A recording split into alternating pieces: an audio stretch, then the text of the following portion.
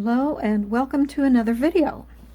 In this video I'm going to show you how to make the two-colored Tunisian coaster. In this pattern we start with a decreasing triangle, then we turn it and work an increasing triangle up the other side. And for this pattern I am using Lily Sugar and Cream 100% cotton worsted weight yarn. This color is hot orange, and I am using a 5mm crochet hook, which is also an H8. You'll also need a yarn needle and a pair of scissors. Okay. So what I'm going to do is start with a chain of 11.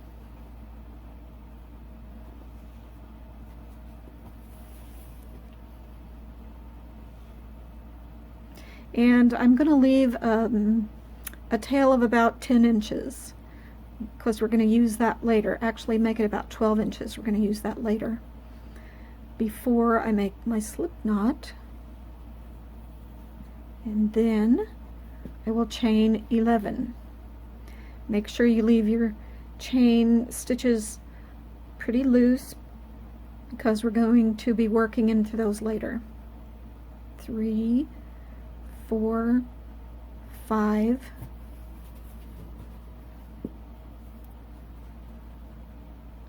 6, 7, 8, 9, 10, 11. Now with Tunisian crochet, the loop that's on your hook always counts as a stitch.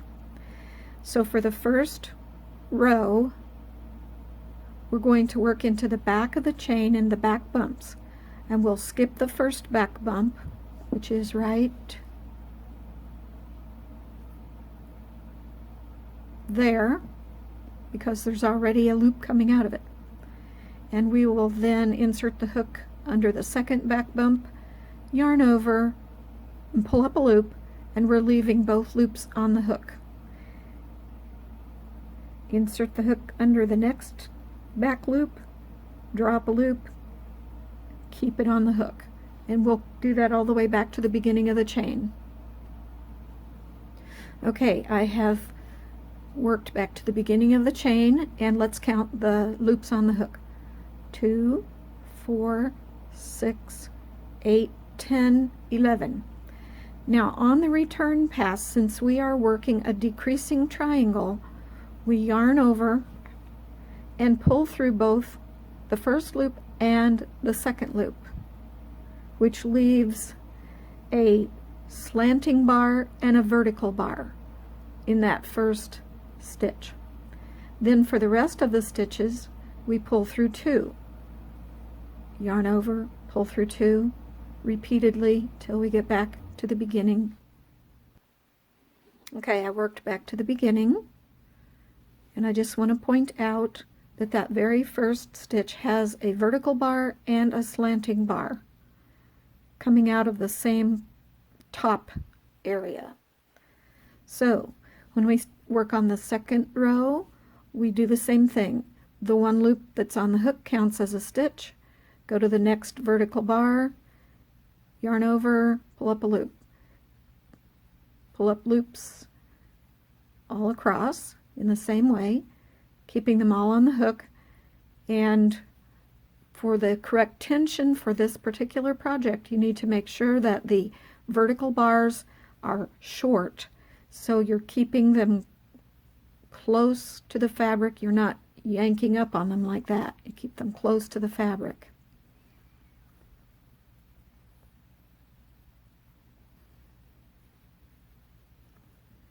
Okay, now we're ready to do the last one, and there's one vertical bar left, and we don't work into that slanting bar. We'll work into that later, but for now we're not working into it. So let's count the stitches again. 2, 4, 6, 8, 10. we've decreased one, which is perfect. Then on the way back, yarn over and pull through 2,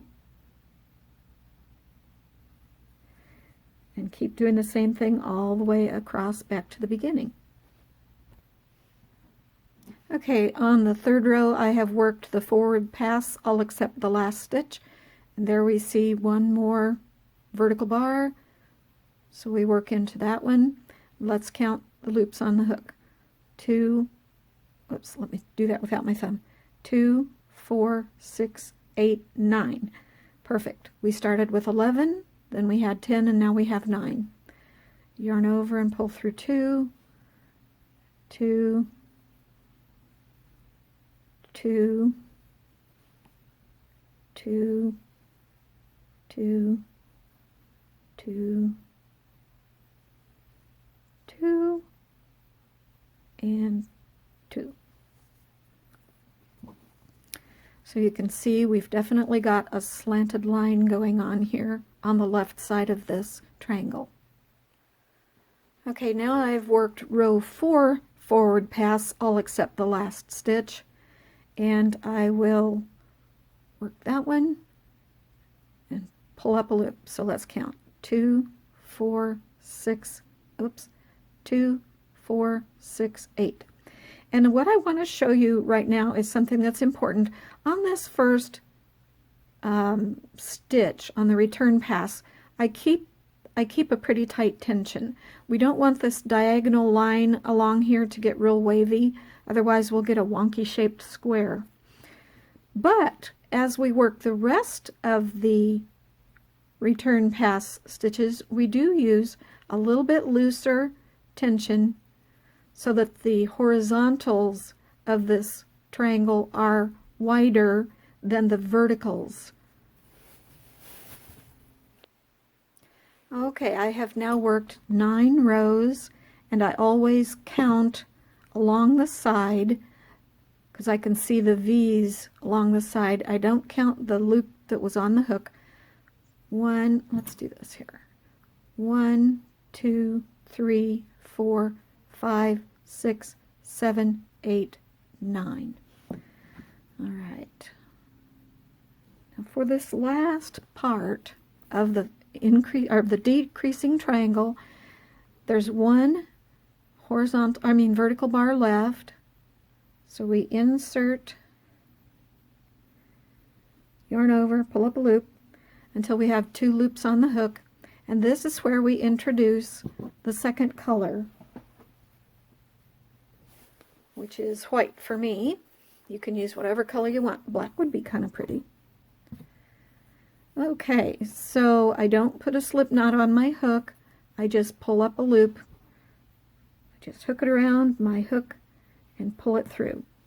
Okay, so I yarned over and pulled through with the new color on the second part of that last stitch. Now I'm going to be working with the white yarn, but I need to keep the orange yarn going because I'll use that for the border rounds. So I get these other 2 strands off to the right here, and I kind of hold on to them so they don't disappear. And the next step is a little tricky, so you have to be careful. On the second triangle, we're going to be working into not only these bars which used to be vertical but now they're horizontal because we've pivoted, but we're also going to be working into the diagonals. And for the very first stitch, there's just a diagonal. So we insert the hook under that same loop out of which the stitch is coming already. Yarn over and pull up a loop, so we've got 2 loops on the hook.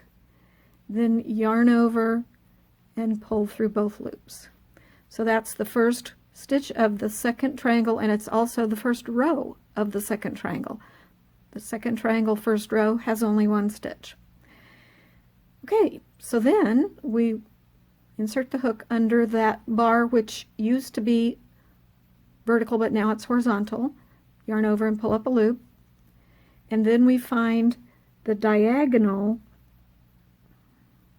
which I've kind of caused it to disappear down here, but there it is. There's the diagonal. Insert hook, yarn over, pull up a loop. Now I've got 3 loops on the hook. Yarn over, pull through 2, yarn over, pull through 2. So I've just completed row 2 of the increasing triangle. And on this one, you can see that we not only have the vertical bar of the first stitch, but we've also got the vertical bar of the second stitch. So we insert the hook in the second bar, yarn over, and pull up a loop. Then the next thing we do is insert into the horizontal bar now, yarn over and pull up a loop. Then we find the diagonal, yarn over, whoops. This is a good point to say that when we insert under the diagonal, we're inserting under only the front loop. Not both loops, not the back loop, just the front loop. Yarn over, pull through 2, 2, 2.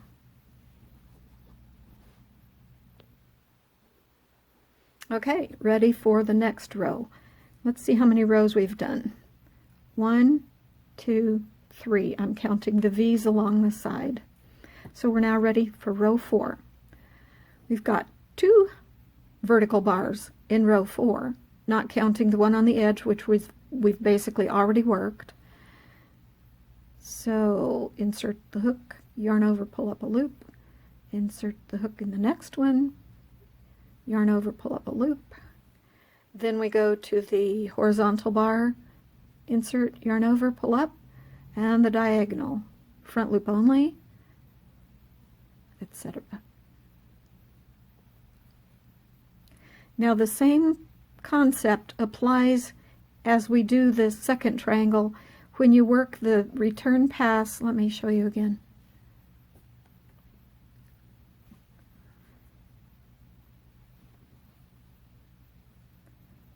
Horizontal, diagonal.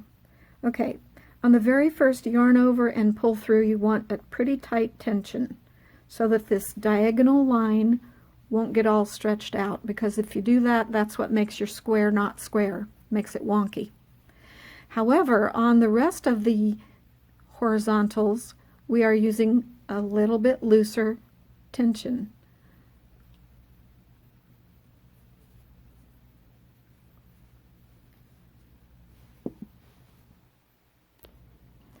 Let's see how far we've come. We're going to count the stitches along the side, and I'm going to start at the bottom this time. 1, 2, 3, 4, 5, 6, 7, 8, 9, and we've got the forward pass of the 10th row on the hook already, and we're ready to do the last part of the 10th row. So I insert under the horizontal bar, yarn over and pull up a loop, and then I insert in the diagonal. It's being difficult. Yarn over and pull up a loop. Okay. Then I yarn over and pull through 2 all the way back to the beginning. Okay. Let's count, make sure we have 10 rows. 1, 2, 3, 4, 5, 6, 7, 8, 9, 10. Okay. Now we're going to close this square with an 11th row, which is made of just slip stitches. So what we do is insert the hook under the first bar, yarn over, pull up a loop, and pull that loop through the first loop. So we've made 1 slip stitch. Repeat that all the way across, making sure to keep your slip stitches looser, because they are part of the horizontal part of the square, which we keep looser, and the verticals we're keeping tighter in order to keep this tension right to make a perfect square. Alright, I've completed all but 1 slip stitch. Let's count those to make sure I did that right. 1, 2, 3, 4, 5, 6, 7, 8, 9.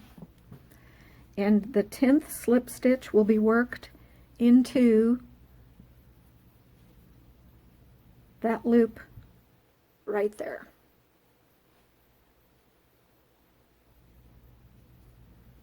Okay, now we're ready to start on the border. And as we work the border, we're using contrasting colors all around. So the first two sides will be done in white, and then we're going to pick up this orange down here and do the second two sides in orange. Okay, to start, we chain one and single crochet in the first stitch and every stitch across to the corner.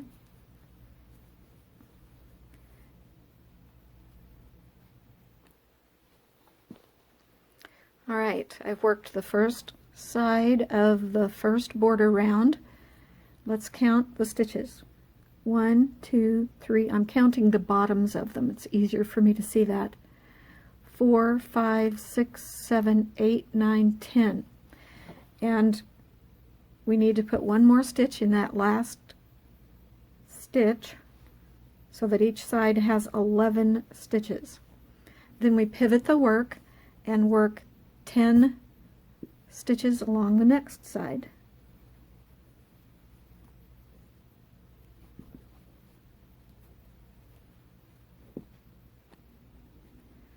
All right, I've worked to the next corner, and let's just count those stitches. 1, 2, 3, 4, 5, 6, 7, 8, 9, 10, and we need to make an 11th stitch in that corner. Same stitch. Now before I yarn over and pull through, I'm going to use the orange color to yarn over and pull through, because now I'm switching to orange to work the next side. Let's count backwards. 1, 2, 3, 4, 5, 6, 7, 8, 9, 10.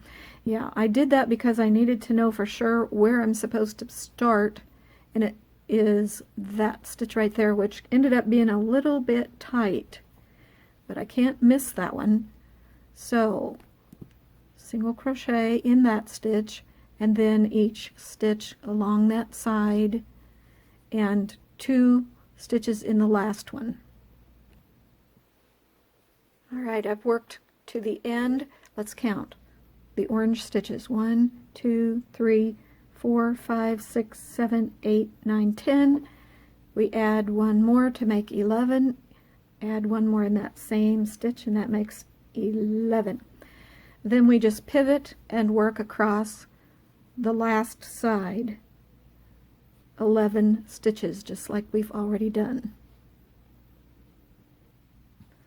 All right, I've worked across the last side. Let's count how many stitches we have. The orange ones: 1, 2, 3, 4, 5, 6, 7, 8, 9, 10. And I need one more stitch in that same place to make 11 stitches on the side. And before I yarn over, I will bring the white back up. Whoops, I take that back. The white is on the other corner, so that tells me I need to continue on with the orange. Sorry about that. Okay, so there's my 11th stitch. And I then, okay, here's what I do next. I work 1 single crochet in the first single crochet of the next side. I'm using a contrasting color, so I'm continuing the orange on top of the white row. And 1 single crochet in each single crochet to the next corner, and in the next corner we're going to make 3 single crochets. Okay, I have worked the 3 all along this first side. I've worked 3 single crochet stitches in the corner, which was the 11th stitch in the white. I've worked down the next side and I'm at this corner that changes colors. So here's what we do for this one. In the 11th stitch, I do 2 single crochet stitches in orange. Don't finish the second stitch, but rather pull up the white, yarn over on the second stitch with the white, and then make a third stitch in that same corner, but use the white. So there are 2 stitches in orange and 1 stitch in white in that corner, which helps the line, the diagonal line, look better. Okay, so then I continue on along this one side, 1 single crochet in each stitch, 3 single crochets in the 11th stitch. Okay, I worked this side, this corner, this side, and I'm ready to work the last corner. And 3 single crochets go in each corner, but on this one we're going to do the third stitch just a little bit different. So that's where I'm working, is the 11th stitch from border round 1. I work 1, 2, and before I finish, I'm pulling up this long tail that we left, yarning over with it, and then working 1 more orange stitch in that last corner. Okay? Then I will pull that out and do a needle join. Let's cut these strands, because we're going to have to weave in all the ends. But let me show you how to do a needle join on this last corner. I'm doing the needle join with the orange to coordinate with the side. Okay, we're going to do the needle join, and we are not working into this first stitch of the round, which was a single crochet. We did not chain up to begin this round, and we're not working into that first single crochet. Instead, we're working into the second one, front to back, and then insert the needle front to back under the back loop only of the original stitch, out of which the tail is coming.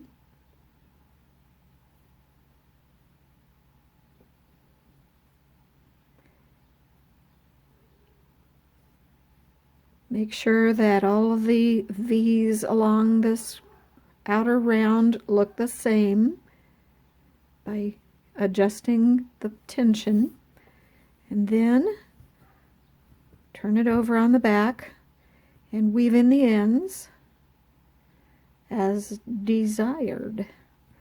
I like to go under just 1 back strand of that stitch right there, and then I like to tie my ends in a knot.